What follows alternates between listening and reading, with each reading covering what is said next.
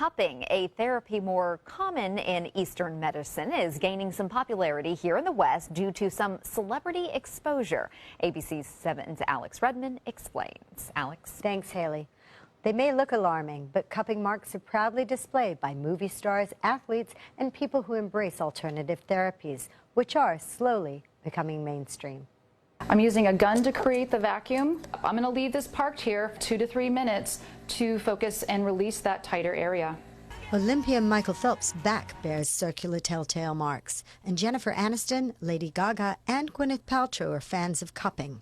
I'm only using a few cups at a time, unlike traditional Chinese methods where they might use a lot more cup placement at once. I'm using a more modernized version of this, and I'm only going to leave these cups on there for 2 to 3 minutes. If you leave it on longer, you are crossing over into Chinese medicine, and you definitely would want to know how to use that modality.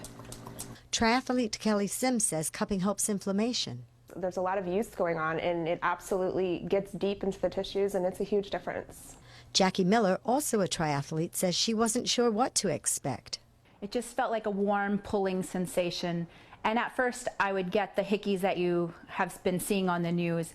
Don't call those circular marks bruises, says certified massage cupping educator Stacey Nevelis. So we can see where there's some area of stagnation, which is a little telling about what's going on in the tissue. Adding cupping shouldn't hurt, but there's one way to find out. It doesn't feel painful at all. Awesome. And actually it feels better now than it did when you originally put it on. It'll soften and release, and that just means that it's working. And the mark Nevelis calls a hickey doesn't last long. 2 to 3 days, typically. But the more you get it, more regularly that you get cupping, the less frequent you will get the hickeys. Now, bruises are caused by impact trauma. The marks from cupping are the results of having internal unwanted toxins that have stagnated, pulled up to the skin. And also that suctioning, obviously.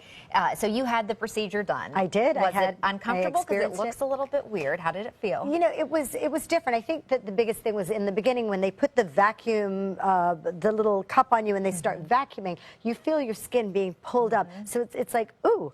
And then after a few moments, it's like a release. And then afterwards, Haley, I have to tell you, it actually felt like I could exhale, like my skin had exhaled.